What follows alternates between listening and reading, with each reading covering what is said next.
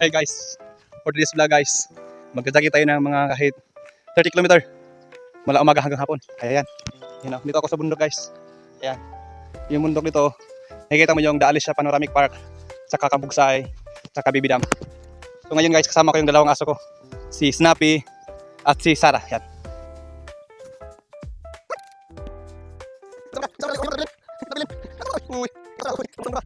Yan, yan guys, so ito yung aso ko, mapagkabait ito, parang tao. Snappy tapos, yun guys. Pakita ko yung ganda ng gamit ng bundok. Yan.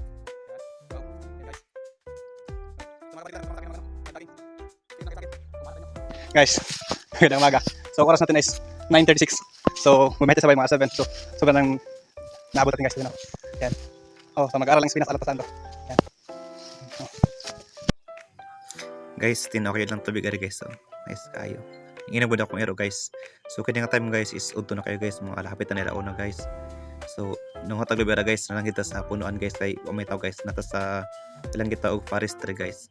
Tapos pinakabukid kayo guys. So dito kayo guys. So tulong ako labi guys kay syempre naman akong do kay ero ikatulo ko tag sa mini guys. So wala may dakon na guys. Kay kung tayo expect na maabot ang lugar guys. So atro nang budak-bundak guys. Ito pakas itong ero guys. Siyempre kita sad guys to. So nalipad ako ndo kay ero guys. So tuon kay nakaka-on guys kay laura na guys. Kapoy na kayo. So ndar kami sabay guys alas 7 pagkapain karon. Kuan na hapit na hapon guys. Palis na. You know, nice kayo guys. So pagkaman na guys, tinsaka namin sa bukid guys. Ito nice kayo nga bukid guys. Oh. Diba? So busog guys ay medyo layo to na daging nga guys mga almost 20 km na guys. So bubalik pa 40. Layo na kayo guys. Kapoy kayo.